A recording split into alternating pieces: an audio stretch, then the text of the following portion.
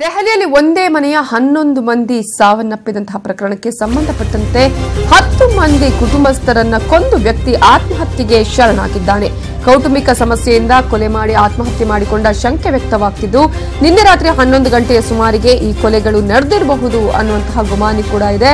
10 ಜನರ ಮುಖಕ್ಕೆ ಬಟ್ಟೆ ಕಟ್ಟಿ ನೇಣು ಬಿಗಿದು ಮನೆ ಸದಸ್ಯ ಕೊಂದಿದ್ನ. ದೆಹಲಿಯಲ್ಲಿ ವಾಸವಿದ್ದ ರಾಜಸ್ಥಾನ ಮೂಲದ ಕುಟುಂಬ ಇದು. ಆದರೆ 10 ಮಂದಿ ಕುಟುಂಬಸ್ಥರನ್ನ ಕೊಂದು ಈತ ಆತ್ಮಹತ್ಯೆ ಮಾಡಿಕೊಳ್ಳೋದ್ರ ಹಿಂದಿರುವ ಕಾರಣ ಏನು, ಯಾವ ಕಾರಣಕ್ಕಾಗಿ ಈತ ಕೂಡ 10 ಮಂದಿಯನ್ನ ಕೊಲೆಗೈದ, ಯಾವ ಕಾರಣಕ್ಕಾಗಿ ಈತ ಆತ್ಮಹತ್ಯೆ ಮಾಡಿಕೊಂಡ, ಅವರ ಕುಟುಂಬದಲ್ಲಿದ್ದಂತಹ ಪ್ರಾಬ್ಲಮ್ಗಳು ಏನೇನು ಅನ್ನೋದ್ರ ಬಗ್ಗೆ ಯಾವುದೇ ಮಾಹಿತಿ ಲಭ್ಯ ಇಲ್ಲ. ಆದರೆ 10 ಜನರ ಮುಖಕ್ಕೆ ಬಟ್ಟೆ ಕಟ್ಟಿ ಈತ ನೇಣು ಬಿಗಿದು ಕೊಂದ ಅನ್ನುವಂತಹ ಒಂದು ಶಂಕೆ ಕೂಡ ವ್ಯಕ್ತ ಆಗ್ತಾ ಇದೆ. ಇದು ನಡೆದಿರೋದು ದೆಹಲಿಯಲ್ಲಿ ವಾಸವಿದ್ದ ರಾಜಸ್ಥಾನ ಮೂಲದ ಕುಟುಂಬದಲ್ಲಿ ದೆಹಲಿಯಲ್ಲಿ.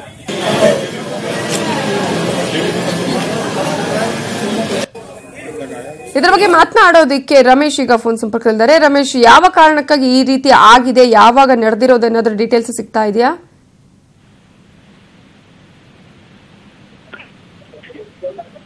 ರಮೇಶ್, ನನ್ನ ವಾಯ್ಸ್ ಕೇಳಿಸ್ತಾ ಇದೆಯಾ? ಆದ್ರೆ ಯಾವಾಗ ಈ ಒಂದು ಘಟನೆ ನಡೆದಿದೆ, ಹಾಗೇನೆ ಏನ್ ಕಾರಣ, ಹಾಗೇನೆ ಯಾರು, ಅವರ ಕುಟುಂಬದ ಹಿನ್ನೆಲೆ ಏನು ಅಂತ ಗೊತ್ತಾಗ್ತಿದ್ಯಾ ಹೇಗೆ? ದೆಹಲಿಯಲ್ಲಿ ಒಂದೇ ಮನೆಯ 11 ಮಂದಿ ಸಾವನ್ನಪ್ಪಿದಂತಹ ಪ್ರಕರಣಕ್ಕೆ ಸಂಬಂಧಪಟ್ಟಂತೆ ಈಗಾಗಲೇ ನೀವು ದೃಶ್ಯದಲ್ಲಿ ಗಮನಿಸಬಹುದು. ಇಡೀ ಒಂದು ಮನೆಯ ಸುತ್ತ ಈಗಾಗಲೇ ಪೊಲೀಸರು ಕೂಡ ಭದ್ರತೆಯನ್ನು ಒಂದು ರೀತಿಯಲ್ಲಿ ಒದಗಿಸಿದ್ದಾರೆ. ಅಂದ್ರೆ ಸಾರ್ವಜನಿಕರು ಕೂಡ ಸಾಕಷ್ಟು ಜನರು ಅಲ್ಲಿ ನೆರೆದಿದ್ದಾರೆ. ಸಾಕಷ್ಟು ಪ್ರಾಬ್ಲಮ್ಗಳು ಆಗ್ತಾ ಇದೆ ತನಿಖೆ ಮಾಡೋದಕ್ಕಾಗಿ. ಹಾಗಾಗಿ ಈಗಾಗಲೇ ಪೊಲೀಸರು ಕೂಡ ಸಾಕಷ್ಟು ಸಂಖ್ಯೆಯಲ್ಲಿ ನೆರೆದಿರೋದನ್ನ ಕಾಣಬಹುದು. 10 ಮಂದಿಯ ಕುಟುಂಬಸ್ಥರನ್ನು ಕೊಂದು ಒಬ್ಬ ವ್ಯಕ್ತಿ ತಾನು ಕೂಡ ಆತ್ಮಹತ್ಯೆಗೆ ಶರಣಾಗಿದ್ದಾನೆ. ದೆಹಲಿಯಲ್ಲಿ ವಾಸವಿದ್ದ ಒಂದು ರಾಜಸ್ಥಾನ ಮೂಲದ ಕುಟುಂಬ ಅಂತಾನೆ ಹೇಳಲಾಗ್ತಾ ಇದೆ. ಆದ್ರೆ ಯಾವ ಕಾರಣಕ್ಕಾಗಿ ಈ ರೀತಿ ಆಯ್ತು, ಇದರ ಹಿಂದಿರುವ ಉದ್ದೇಶ ಏನು, ಆತ ಕೂಡ ತಾನು ಆತ್ಮಹತ್ಯೆ ಮಾಡ್ಕೊಂಡಿದ್ದಾನೆ, 10 ಜನರನ್ನ ಕೊಂದು ನೇಣಿಗೆ ಶರಣ ಆಗಿದ್ದಾನೆ, ಇದರ ಬಗ್ಗೆ ಯಾವುದೇ ಮಾಹಿತಿ ಇಲ್ಲಿವರೆಗೂ ಕೂಡ ಲಭ್ಯ ಆಗಿಲ್ಲ. ಇದರ ಬಗ್ಗೆ ಮಾತನಾಡೋದಕ್ಕೆ ನಮ್ಮ ರಿಪೋರ್ಟರ್ ರಮೇಶ್ ಈಗ ಫೋನ್ ಸಂಪರ್ಕದಲ್ಲಿದ್ದಾರೆ. ರಮೇಶ್, ಯಾವ ಕಾರಣಕ್ಕಾಗಿ ಆಯ್ತು, ಅವರ ಹಿನ್ನೆಲೆ ಏನು, ಯಾವಾಗ ನಡೆದಿರೋದು ಅನ್ನೋದ್ರ ಬಗ್ಗೆ ಡೀಟೇಲ್ಸ್ ಸಿಗ್ತಾ ಇದೆಯಾ? ಗೆ ಸಿಕ್ಕಿರ್ತಕ್ಕಂತ ಮಾಹಿತಿ ಪ್ರಕಾರ ಇದು ಬಹುಶಃ ಕೌಟುಂಬಿಕ ಸಮಸ್ಯೆ ಇರ್ಬೋದು ಅಂತ ಮೇಲ್ನೋಟಕ್ಕೆ ಕಾಣಿಸ್ತಾ ಇದೆ. ರಾಜಸ್ಥಾನದ ಮೂಲದವರು ದೆಹಲಿಯಲ್ಲಿ ವಾಸವಿದ್ರು. ಸುಮಾರು 11 ಜನ ಜಾಯಿಂಟ್ ಫ್ಯಾಮಿಲಿ. ಅಲ್ಲಿ ಪ್ಲೇವುಡ್ ಬಿಸ್ನೆಸ್ ಮಾಡ್ತಾ ಇದ್ರು. ಮೋಸ್ಟ್ಲಿ ವ್ಯವಹಾರದ ವಿಚಾರವಾಗಿ ಕುಟುಂಬದವರು ಗಲಾಟೆ ಆಗಿರ್ಬೋದು, ಒಂದು ಹಣಕಾಸಿನ ವಿಚಾರಕ್ಕೆ. ಹೀಗಾಗಿ ಒಬ್ಬ ವ್ಯಕ್ತಿ ಉಳಿದ 10 ಜನರನ್ನ ಅವರ ಮುಖಕ್ಕೆ ಕಪ್ಪು ಬಟ್ಟೆಯನ್ನ ಕಟ್ಟಿ ನೇಣಾಕಿದ್ದೇನೆ ಅಂತಕ್ಕಂತ ಒಂದು ಮಾಹಿತಿ ಸಿಗ್ತಾ ಇದೆ.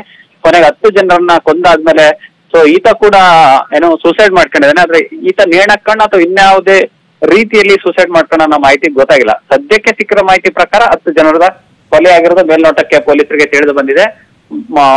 ಭವಿಷ್ಯ ಇದು ಕೌಟುಂಬಿಕ ಸಮಸ್ಯೆ ಅಥವಾ ಹಣಕಾಸಿನ ವ್ಯವಹಾರ ಈ ತರ ಬೆಳಕಿಗೆ ಬಂತು. ಈಗ ಯಾರು ನೋಡಿದ್ದು ಅನ್ನೋದ್ರ ಬಗ್ಗೆ ಏನಾದ್ರು ಮಾಹಿತಿ ಇದೆಯಾ, ಹೇಗ್ ಗೊತ್ತಾಯ್ತು ಇದು ಅಂತ ಹೇಳಿ? ಪೊಲೀಸರ ತನಿಖೆ ವೇಳೆ ಸೊ ಈಗ ಏನೋ ಕುತ್ತಿಗೆ ಇಚ್ಚಿಕಿ ಅಥವಾ ನೇಣಾಕಿರ್ಬೋದು, ಒಂದು ಇಸ್ಕಿ ಒಂದು.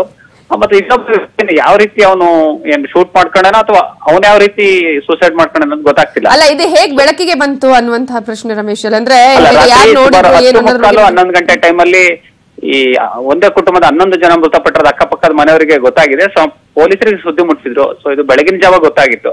ಡೆಲ್ಲಿಯ ಅಲ್ಲಿ ಈ ತರ ಘಟನೆ ಆಗಿರ್ತಕ್ಕಂಥದ್ದು ಬೆಳಗಿನ ಇನ್ವೆಸ್ಟಿಗೇಷನ್ ಮಾಡ್ತಾ ಇದ್ರು ಪೊಲೀಸರು. ಸೊ ಈಗ ಜಸ್ಟ್ ಗೊತ್ತಾಗಿರ್ತಕ್ಕಂಥದ್ದು ಈ ಮಾಹಿತಿ ಅಪ್ಡೇಟ್ ಇವಾಗ ನಾವೀಗ. Okay, thank you Ramesh details.